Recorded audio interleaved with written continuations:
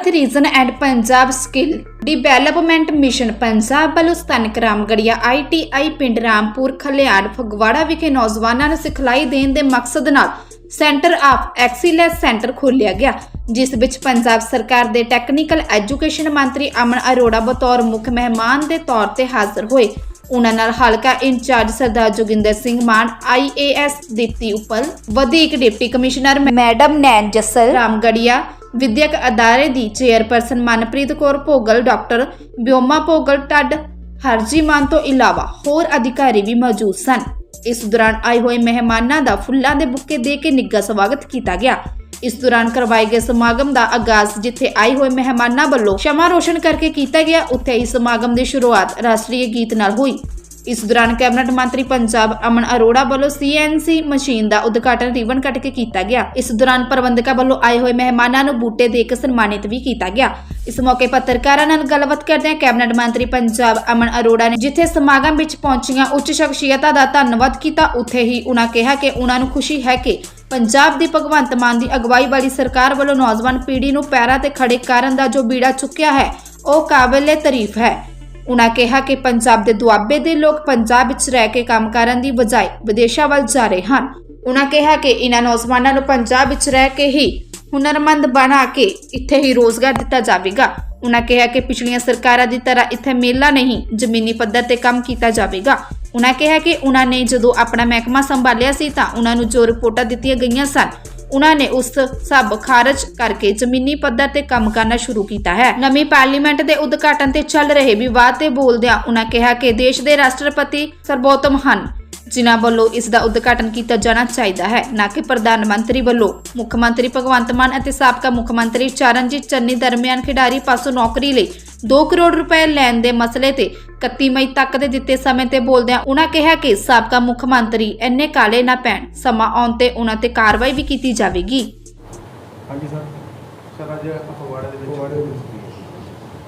देखो, मैनू बहुत खुशी महसूस हो रही है कि जिस दिन की भगवंत मान जी की पंजाब दे सरकार बनी है उस दिन तो ही बच्चों दियां नौकरियां दा ते उन्हां नूं नौकरी योग बनाउण दा काम है जिहड़ा वो पंजाब सरकार कर रही है।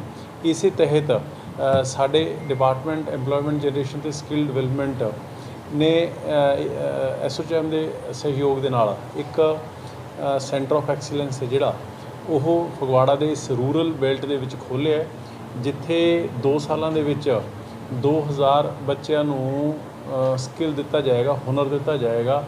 ਕਈ ਕੋਰਸਿਸ ਨੇ ਜਿਨ੍ਹਾਂ ਦੀ ਅੱਜ ਪੰਜਾਬ ਦੀ ਦੇਸ਼ ਦੀ ਇੰਡਸਟਰੀ ਨੂੰ ਜ਼ਰੂਰਤ ਹੈ, ਪਰ ਪਿਛਲੇ ਲੰਬੇ ਸਮੇਂ ਦੇ ਵਿੱਚ ਪੰਜਾਬ ਦੀ ਤਰਾਸਦੀ ਕੀ ਰਹੀ ਕਿ ਪਿਛਲੀਆਂ ਸਰਕਾਰਾਂ ਨੇ ਜੋ ਇੰਡਸਟਰੀ ਨੂੰ ਰਿਕੁਆਇਰਮੈਂਟ ਸੀ ਜਿਸ ਸਕਿੱਲ ਦੀ ਜਿਸ ਹੁਨਰ ਦੀ ਉਹਦੇ ਵਿੱਚ ਔਰ ਜਿਸ ਤਰੀਕੇ ਦੇ ਸਟੂਡੈਂਟਸ ਪੈਦਾ ਹੋ ਰਹੇ ਸੀਗੇ ਸਕੂਲਾਂ ਕਾਲਜਾਂ ਦੇ ਵਿੱਚੋਂ ਉਹਦੇ ਵਿੱਚ ਬਹੁਤ ਵੱਡਾ ਗੈਪ ਸੀਗਾ। ਤੇ ਉਸ ਗੈਪ ਨੂੰ ਪੂਰਾ ਕਰਨ ਦੇ ਲਈ ਤਾਂ ਕਿ ਬੱਚਾ ਜਦੋਂ ਪੜ੍ਹਾਈ ਕਰਕੇ ਟ੍ਰੇਨਿੰਗ ਕਰਕੇ ਨਿਕਲੇ ਨਾਲ ਦੀ ਨਾਲ ਉਹਦੇ ਲਈ ਜੌਬ ਤਿਆਰ ਹੋਵੇ, ਨੌਕਰੀ ਤਿਆਰ ਹੋਵੇ, ਇਸ ਮਕਸਦ ਦੇ ਨਾਲ ਅਸੀਂ ਕੰਮ ਕਰ ਰਹੇ ਹਾਂ।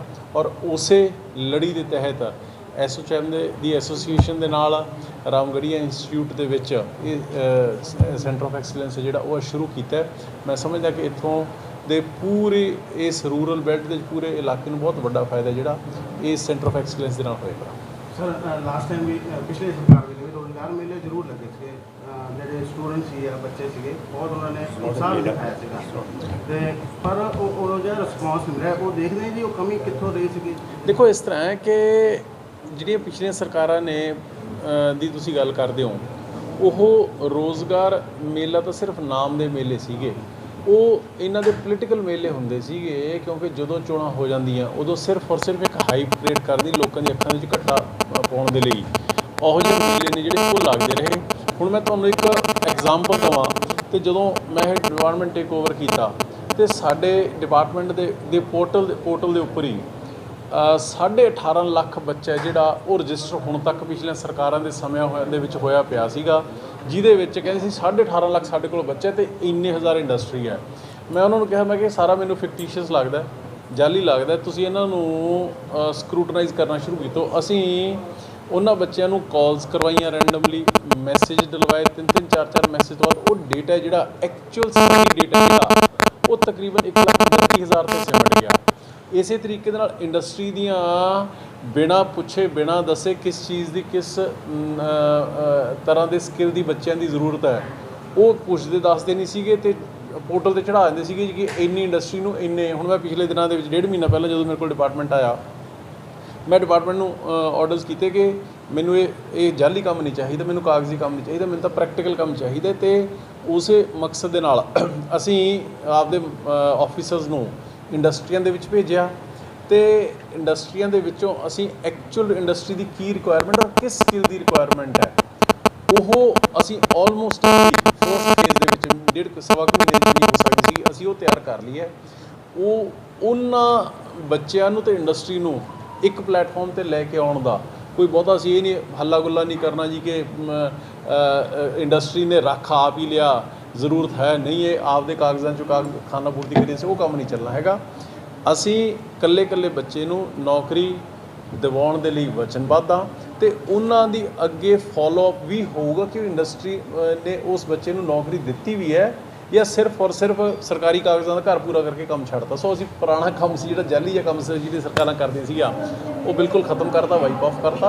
ਅਤੇ ਆਉਣ ਵਾਲੇ ਦਿਨਾਂ 'ਚ ਤੁਸੀਂ ਦੇਖੋਗੇ ਕਿ ਕਨਵਰਸ਼ਨ ਹੈ ਜਿਹੜੀ ਵੀ ਇੱਕ ਬੱਚਾ ਤਿਆਰ ਹੋਇਆ ਅਤੇ ਇੰਡਸਟਰੀ ਦੇ ਵਿੱਚ ਉਹਦੀ ਨੌਕਰੀ ਲੱਗਣ ਤੱਕ ਅਤੇ 3 ਜਾਂ 6 ਮਹੀਨੇ ਘੱਟੋ ਘੱਟ ਫੋਲੋਅਪ ਹੋਣ ਤੱਕ ਹੀ ਬੱਚਾ ਉੱਥੇ ਸੈਟਲ ਡਾਊਨ ਹੋ ਗਿਆ ਉਸ ਇੰਡਸਟਰੀ ਦੇ ਵਿੱਚ। ਜੇ ਸੈਟਲ ਡਾਊਨ ਹੋ ਗਿਆ ਅਤੇ ਫਿਰ ਦੈਟ ਮੀਨਸ ਜਦੋਂ ਤੱਕ ਉਹਨੂੰ ਕੋਈ ਹੋਰ ਬੈਟਰ ਓਪਰਚੁਨਿਟੀ ਨਹੀਂ ਮਿਲਦੀ ਉਦੋਂ ਤੱਕ ਉਹ ਬੱਚੇ ਨੇ ਛੱਡ ਕੇ ਨਹੀਂ ਜਾਣਾ ਹੈਗਾ। ਸੋ ਇਸ ਕਰਕੇ ਪਿਛਲੀਆਂ ਸਰਕਾਰਾਂ ਨੇ ਜੇ ਘਰ ਬੈਠੀ ਜਾਅਲੀ ਕੰਮ ਕੀਤੇ ਅਤੇ ਅੱਜ ਤਾਂ ਹੀ ਪੰਜਾਬ ਦੇ ਲੋਕਾਂ ਨੇ ਉਹਨਾਂ ਨੂੰ ਘਰੇ ਬਿਠਾ ਦਿੱਤਾ।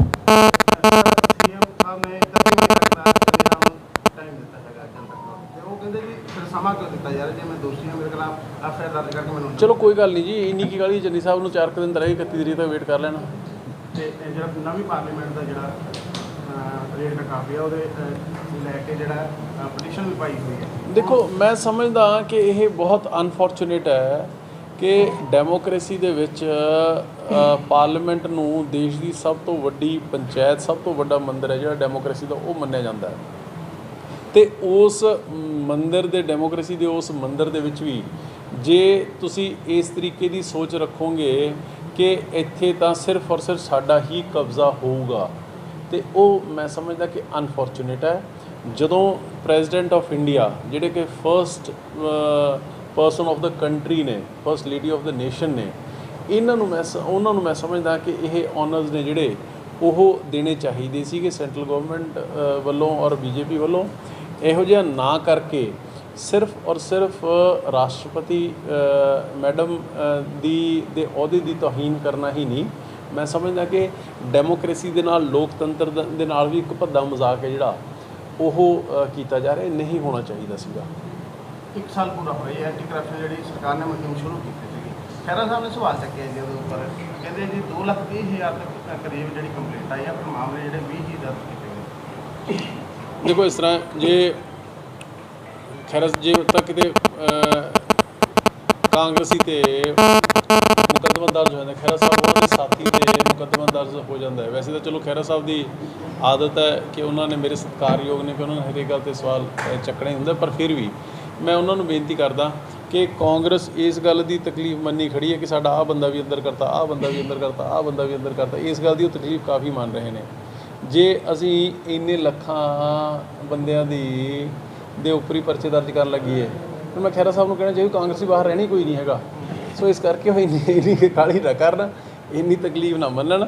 ਉਹ ਜਿਹੜਾ ਸਰਕਾਰ ਕੰਮ ਕਰ ਰਹੀ ਹੈ ਉਹ ਮੈਰਿਟ ਦੇ ਉੱਪਰ, ਜਦੋਂ ਕੋਈ ਪੁਖਤਾ ਇਹ ਨਹੀਂ ਹੈ ਹੁਣ ਹਰੇਕ ਨੂੰ ਇਕੱਲੀ ਇੱਕ ਕੰਪਲੇਂਟ ਦੇ ਬੇਸਿਸ ਦੇ ਉੱਪਰ ਤਾਂ ਤੁਸੀਂ ਹਰੇਕ ਨੂੰ ਅੰਦਰ ਨਹੀਂ ਤੱਕ ਸਕਦੇ ਜੀ। ਉਹਦੀ ਵੈਲਿਡ ਹੈ ਉਹ ਗੱਲ, ਉਹ ਸਹੀ ਹੈ, ਕੰਪਲੇਂਟ ਉਹ ਗਲਤ ਹੈ, ਇਹ ਸਾਰਾ ਕੁਛ ਤਸਦੀਕ ਤਸੱਲੀ ਕਰਨ ਤੋਂ ਬਾਅਦ ਹੀ ਕਾਰਵਾਈ ਜਿਹੜੀ ਉਹ ਹੋਊਗੀ। ਇੱਕ ਲਾਸਟ ਸਵਾਲ ਹੈ ਜੀ, ਰਾਜਸਥਾਨ ਦੇ ਲੈ ਕੇ ਜਿਹੜਾ ਪਾਣੀਆਂ ਨੂੰ ਲੈ ਕੇ ਵੀ ਕਾਫੀ ਵਿਵਾਦ ਛਿੜਿਆ ਹੋਇਆ, ਉਹਨਾਂ ਦੇ ਐਮਪੀ ਵੱਲੋਂ ਕਿਹਾ ਗਿਆ ਕਿ ਸੀਐਮ ਸਾਹਿਬ ਨੇ ਸਾਨੂੰ ਕਹਿ ਦਿੱਤਾ ਜੀ, ਭਰੋਸਾ ਦਿੱਤਾ ਸੀਗਾ ਕਿ ਪਾਣੀ ਜਿਹੜਾ ਰਾਜਸਥਾਨ ਨੂੰ ਦਿੱਤਾ ਜਾਏਗਾ। ਦੇਖੋ ਇਸ ਤਰ੍ਹਾਂ ਹੈ ਕਿ ਕੋਈ ਕੁਝ ਮਰਜ਼ੀ ਕਹੀ ਮੇਰੇ ਲਈ ਮੇਰੇ ਮੁੱਖ ਮੰਤਰੀ ਨੇ ਕੀ ਕਿਹਾ ਉਹ ਮੈਟਰ ਕਰਦਾ ਅਤੇ ਪੰਜਾਬ ਦੇ ਲਈ ਵੀ ਹੀ ਉਹੀ ਮੈਟਰ ਕਰਦਾ ਹੈ। ਸੀਐਮ ਸਾਹਿਬ ਬੜੇ ਕਲੀਅਰਲੀ, ਇੱਕ ਨਹੀਂ ਕਈ ਵਾਰੀ ਅਸੀਂ ਸਾਰੇ ਕਹਿ ਚੁੱਕੇ ਹਾਂ ਕਿ ਪੰਜਾਬ ਕੋਲ ਇੱਕ ਤੁਪਕਾ ਵੀ ਕਿਸੇ ਸਟੇਟ ਨੂੰ ਦੇਣ ਦੇ ਲਈ ਹੈ ਨਹੀਂ ਗਾ। ਹਜੇ ਹਰਿਆਣੇ ਵਾਲਾ ਤਾਂ ਰੇੜਕਾ ਜਿਹੜਾ ਲੰਬਾ ਸਮਾਂ ਪਹਿਲਾਂ ਅਕਾਲੀ ਦਲ ਕਾਂਗਰਸ ਨੇ ਪਾਇਆ ਸੀਗਾ ਹਜੇ ਉਹ ਮਸਲਾ ਤਾਂ ਹਜੇ ਸੁਲਝਿਆ ਨਹੀਂ ਹੈ, ਕਿਉਂਕਿ ਉਹ ਲਿਜਾਈ ਉਹਨੂੰ ਉਸ ਐਕਸਟੈਂਟ ਤੱਕ ਜਾਇਆ ਜਾ ਚੁੱਕਿਆ।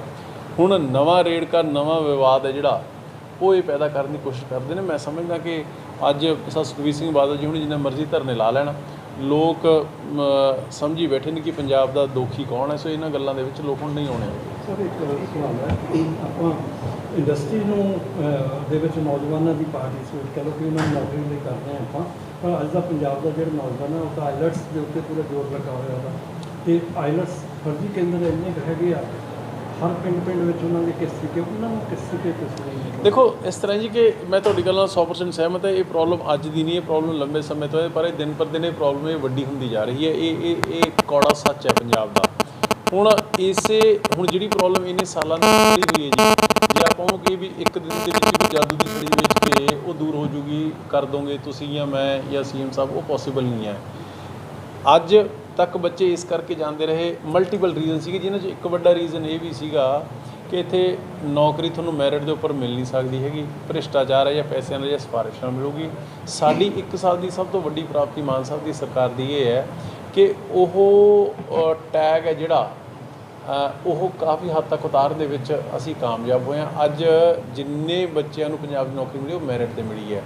ਹੁਣ ਇੱਕ ਤਾਂ ਇਹ ਆਸਪੈਕਟ ਹੋ ਗਿਆ। ਦੂਸਰਾ, ਜਿਵੇਂ ਅਸੀਂ ਇਹੋ ਜਿਹੇ ਸਕਿੱਲ ਸੈਂਟਰਸ ਨੇ ਜਿਹੜੇ ਇਹ ਖੋਲ੍ਹ ਰਹੇ ਹਾਂ ਤਾਂ ਕਿ ਬੱਚਿਆਂ ਨੂੰ ਇੱਕ ਹੁਨਰ ਦਿੱਤਾ ਜਾ ਸਕੇ ਉਹਨਾਂ ਦੇ ਹੱਥਾਂ ਦੇ ਵਿੱਚ, ਤਾਂ ਕਿ ਜਿਹੜਾ ਕੋਈ ਬੱਚਾ ਇੱਥੇ ਵੀ ਕੰਮ ਕਰਨਾ ਚਾਹੁੰਦਾ ਉਹ ਐਟਲੀਸਟ ਕਰ ਸਕੇ। ਸੋ ਮੈਂ ਸਮਝਦਾ ਕਿ ਮਲਟੀਪਲ ਐਂਗਲਸ ਦੇ ਉੱਪਰ ਮਲਟੀਪਲ ਤਰੀਕਿਆਂ ਦੇ ਨਾਲ ਕੰਮ ਹੈ ਜਿਹੜਾ ਉਹ ਹੋ ਰਿਹਾ, ਪਰ ਇਸ ਚੀਜ਼ ਨੂੰ ਹੌਲੀ ਮੋੜ ਹੈ ਜਿਹੜਾ ਉਹ ਹੌਲੀ ਹੌਲੀ ਪਊਗਾ। ਇਹ ਬਹੁਤ ਵੱਡੀ ਤਰਾਸਦੀ ਹੈ ਪੰਜਾਬ ਦੀ ਕਿ ਅੱਜ ਪੰਜਾਬ ਦੇ ਵਿੱਚੋਂ ਲੱਖਾਂ ਬੱਚਾ ਹਜ਼ਾਰਾਂ ਕਰੋੜ ਰੁਪਇਆ ਲੈ ਕੇ ਹਰ ਸਾਲ ਜਦੋਂ ਬਾਹਰ ਚਲਾ ਜਾਂਦਾ ਹੈ, ਪੰਜਾਬ ਦਾ ਪੈਸਾ ਵੀ ਜਾ ਰਿਹਾ ਹੈ, ਅਤੇ ਆਉਣ ਵਾਲੇ 30-40 ਸਾਲ ਜਿਹੜੇ ਬੱਚੇ ਨੇ, ਅੱਜ 18-20 ਸਾਲ ਦਾ ਹੈ, ਜਿਹੜੇ 30-40 ਸਾਲ ਸਟੇਟ ਦੀ ਪ੍ਰੋਗਰੈਸ ਦੇ ਵਿੱਚ ਹਿੱਸਾ ਪਾਉਣਾ ਹੈ, ਅੱਜ ਉਹ 30-40 ਸਾਲ ਹੈ ਜਿਹੜੇ ਉਹ ਵੀ ਲੈ ਕੇ ਨਾਲ ਜਾ ਰਿਹਾ ਹੈ, ਅਤੇ ਉਹ ਜਦ ਤੱਕ ਕੈਨੇਡਾ ਜਾਂ ਆਸਟ੍ਰੇਲੀਆ ਜਾਂ US ਦੀ ਇਕੋਨਮੀ ਨੂੰ ਸਟਰੈਂਥਨ ਕਰ ਰਿਹਾ। ਸੋ ਇਹ ਇੱਕ ਬੜਾ ਡੇਂਜਰਸ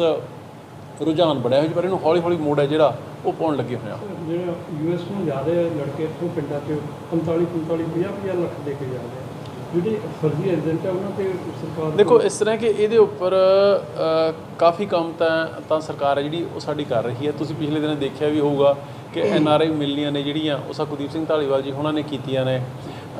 ਜਦੋਂ ਅਸੀਂ ਇਨਵੈਸਟ ਸਮਿਟ ਕੀਤਾ ਸੀ, ਕੁਝ NRIs ਕਾਫੀ ਆਏ ਸੀ ਕਿ CM ਸਾਹਿਬ ਨੇ ਕਿਹਾ ਸੀਗਾ ਕਿ ਜੋ ਤੁਹਾਡੇ ਇਸ਼ੂਜ਼ ਨੇ ਉਹ ਤੁਸੀਂ ਸਾਨੂੰ ਦੱਸੋ। ਜਿਹੜਾ ਫਿਰ ਵੀ ਜਿਹੜੀ ਗੱਲ ਆਲ ਸੈਡ ਐਂਡ ਡਨ, ਜਿਹੜਾ ਇੱਥੋਂ ਇੰਨੇ ਪੈਸੇ ਟਰੈਵਲ ਗਲਤ ਰਸਤਿਆਂ ਦੇ ਰਾਹੀਂ ਜਾ ਰਹੇ ਨੇ, ਉਹਦੇ ਉੱਪਰ ਮੈਂ ਕਹਾਂ ਜੀ ਇਕੱਲੇ ਸਰਕਾਰ ਕਾਬੂ ਪਾ ਲੂਗੀ ਨਾ, ਲੋਕਾਂ ਨੂੰ ਵੀ ਇੰਨਾ ਕੁ ਜੇ ਕਿਸੇ ਨੇ ਜਾਣਾ ਹੈ ਤੁਸੀਂ ਰੋਕ ਨਹੀਂ ਸਕਦੇ, ਰੋਕਣਾ ਚਾਹੀਦਾ ਵੀ ਨਹੀਂ ਹੈਗਾ, ਪਰ ਐਟਲੀਸਟ ਇੰਨੀ ਡੈਸਪਰੇਸ਼ਨ ਨਾ ਹੋਵੇ ਕਿ ਗਲਤ ਸਹੀ ਤਰੀਕਾ ਕੁਝ ਬੰਦਾ ਦੇਖੀ ਨਾ, ਸਿਰਫ ਪੈਸੇ ਨਾਲ ਕਹੇ ਵੀ ਹਾਂ ਮੈਂ ਪੈਸੇ ਨਾਲ ਉੱਥੇ ਪਹੁੰਚ ਜੂਗਾ। ਅਤੇ ਕਿੰਨੇ ਇੰਸੀਡੈਂਟਸ ਨੇ ਜਿਹੜੇ ਆਪਾਂ ਦੇਖ ਚੁੱਕੇ ਹਾਂ। ਸੋ ਇਹਦੇ ਬਾਰੇ ਆਪਾਂ ਨੂੰ ਬੜੀ ਰੈਜ਼ੀਲੀਅੰਸ ਦੇ ਨਾਲ, ਬੜੇ ਠਰੰਮੇ ਦੇ ਨਾਲ ਆਪਾਂ ਨੂੰ ਕੰਮ ਹੈ ਜਿਹੜਾ ਸਾਰਿਆਂ ਨੂੰ ਕਰਨਾ ਪਊਗਾ।